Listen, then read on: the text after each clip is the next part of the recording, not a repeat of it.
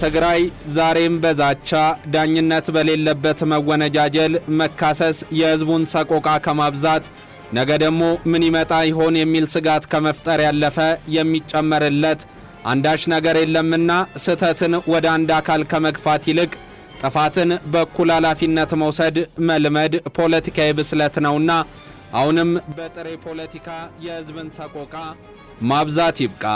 ክልሉ ለሁለት ዓመታት በተካሄደው ጦርነት በሺ የሚቆጠሩ ሰዎች ሕይወታቸውን እንዲያጡ ምክንያት ሆኗል። በርካቶች አካላቸው ጎሏል። ወጣቶችና ሕፃናት ለመጠገን ጊዜ የሚፈልግ የውስጥ ስብራት ገጥሟቸዋል። በርካቶች ከመኖሪያ ቀያቸው ተፈናቅሏል። በብዙ ልፋት የተገነቡ የአገርና ሕዝብ ጥሪት የፈሰሰባቸው መሠረተ ልማቶች ወድመዋል። የትምህርት፣ የሕክምና፣ የፍትሕ ተቋማት ከባድ ጉዳት ደርሶባቸው ወደ አገልግሎት እንዲመለሱ ለማድረግ ስንኩል ምክንያቶች አሁንም እየቀረቡ ወደ ኋላ እንጂ ወደፊት መጓዝ ከብዷል። ከዚህ ሁሉ ምስቅልቅል ውስጥ አሁንም የሕዝብ ጥቅም ምን ነበር የሚለውን አስልቶ ለመውጣት ሲሞከር ውጤቱ የዜሮ ብዜት የሚሆነው የፖለቲከኞች እልህ ውስጥ መግባትና ጥቅመኝነት ላይ ማተኮር በመሆኑ ክልሉም እንዲጎዳ ሕዝቡም የተባባሰ ጉስቅልና ውስጥ እንዲወድቅ ምክንያት ላለመሆን ኑዛዜው ወደ ዳግም ጥፋት ላለመግባት በሚገባ ቃል ጭምር ይሁን። ኢትዮጵያ በቀደመው ጊዜ ከዚያም ሲያልፍ አሁንም እየጎዳት ያለው የመወነጃጀል ፖለቲካ እኔ ቅዱስ እከሌ ርኩስ ከማለት ወጥቶ ፍርዱን ለተጎዳው ሕዝብ መስጠት ቢሆን መከራው አሁን ላይ ባበቃ ነበረ። የሞተውን መመለስ ባይቻል እንኳን አሁንም ሌሎችን ወደ ሞት ላለመግፋት ችግርና መከራ የተፈራረቀበትን ሕዝብ ዳግም ለማያባራ የእልህ ጥፋት መስዋዕት ላለማድረግ ባለመስማማት ውስጥ መስማማት እንዴት እንደሚመጣ አቅጣጫ የመቀየስ ልምድ ማዳበር የብልህ ፖለቲከኛ ውሳኔ ነውና ስለ ሕዝብ መጨነቅ ከክልሉ ፖለቲከኞችና ኃይሎች የሚመነጭ መፍትሄ ይሁን። በክልሉ ተጻራሪ ኃይሎች መካከል ያለው የተካረረ ልዩነት ከዛሬ ነገ በስምምነትና በንግግር ይፈታል ተብሎ ቢታሰብም እየሆነ ያለው ነገር ግን ወደ ተባባሰ ክፍፍልና ልዩነት መሄድ መሆኑ የሕዝቡን የሰላም ፍላጎት ያሟሸሸ ነው። ሕዝብን ያህል ታላቅ ኃላፊነት ወደ ጎን አድርጎ ተራ የሀብትና የሥልጣን ክፍፍል ውስጥ መግባት እምነት ማጉደል እንደሆነ ለማይጠፋቸው ፖለቲካ ዘዋሪዎች ድርጊታችሁ ያሳፍራችሁ፣ የሕዝብ ዝምታ ገንፍሎ አጥለቅልቆ እንዳይወስዳችሁ በጊዜ ንቁ ይላል።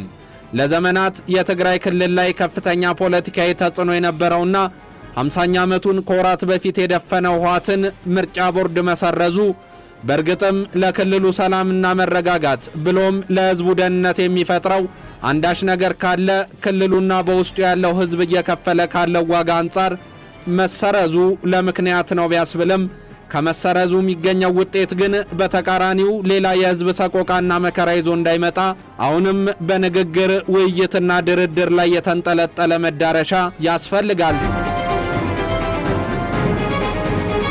ቀደም ብለው የተፈጠሩ መካረሮችና የቃላት እሰጥ አገባዎች አድገው ጦርነትን ወልደው ዋጋ እንዳስከፈሉን ለማወቅ ብዙ ርቀት መጓዝ፣ ታሪክን አድርገን ብዙ መመራመር እና ማንበብ ሳያስፈልግ ለምስክርነት መቅረብ እንችላለን። በዚህም ተወራርዶ አላልቅ ካለው ኪሳራ ዛሬም ድረስ አላገገምንም። ነገም ከትናንቱ ስህተት መማራቅቶን ዳግም አለመግባባቶች አድገው የተባባሰ መካረር ውስጥ እንዳይገባ መፍትሄው ላይ ይተኮር። ላለፈው ኪሳራ ብቻ ሳይሆን ለሚመጣው ጥፋትም ምን አሳካለው፣ በምን ያህል ዋጋስ አሳካለው፣ ሌላ አማራጭ አለ ወይ የሚለው ሊታሰብበት ይገባል። ለዘመናት የተሄደበት ያረጀውና ያፈጀው የፖለቲካ አካሄድ ቀጣይ እንደማያስኬድ ተረድቶ በብልሃት መውጫውን መፈለግ ላይ ከመተማመን ይደረስ። ትግራይ አሁንም የኢትዮጵያ አንድ አካል ናት። እንደ ሀገር መተዳደሪያ ሕገ መንግሥቱ የሚመለከታት ክልልም ናት። በኢትዮጵያ በጀት ፍሰት ውስጥ እንደሚያልፍ ክልል በጋራ ለችግሮች መምከርና ጥፋቶችን ማስተካከል ላይ ይተኮር። ሆን ተብሎ የሚመዘዙ የልዩነት ሰበዞች ሙሉውን ስፌት ይበትናሉና የመሰባሰቢያ ማዕከላዊ ሐሳብ ላይ ማተኮሩ አማራጭ የሌለው መፍትሄ እንደሆነ ልብ ይባል።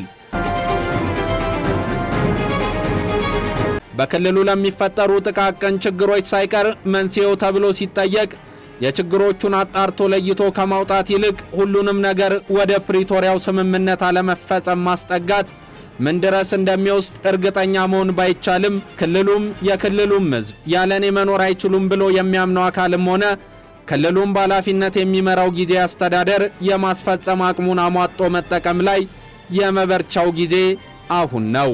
የተቋረጡ መሰረተ ልማቶችን መልሶ መገንባትና እንደ አዲስ ማቋቋም ላይ አሁንም ከዳተኝነትና ከፍርሃት ወጥቶ የነዋይ ፍሰትን ከሚያሳልጥለት ማዕከላዊ መንግስት ጋር ተስማምቶ ለመጓዝ ማመንታቱና አደርባይነቱ ይገታ።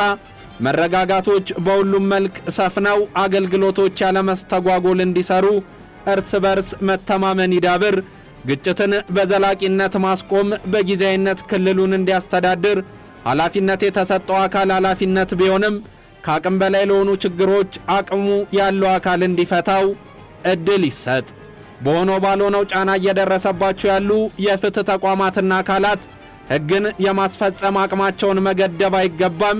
ለክልሉ ደህንነት ጭምር ስጋት ሊሆኑ የሚችሉ አካላት ትጥቅን ማስፈታት አለማስፈታትን እንደ መያዣ መጠቀም ጉዳቱ የጋራ መሆኑን ለማረጋገጥ ችግሩ እስኪፈጠር መጠበቅ አሁንም ሌላ ዋጋ የሚያስከፍል ጉዳይ ነው።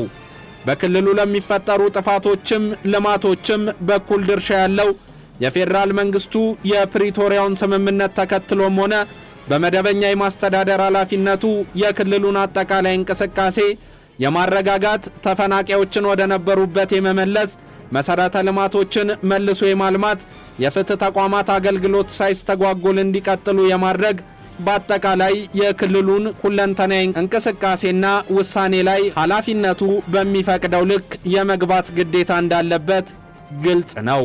በክልሉ ለ2 ዓመታት በዘለቀው ጦርነት እንዲሁም ከዛ በኋላ ባለው ነባራዊ ሁኔታ ውስጥ የሕዝቡን አኗኗርና የክልሉን መደበኛ እንቅስቃሴ ለማስተካከል እየሄደበት ያለው ርቀትን ከመግደርደር ወጥቶ ኃላፊነቴ ነው በሚል ለመተግበር የሚነፋ ፊሽካ አይጠበቅ።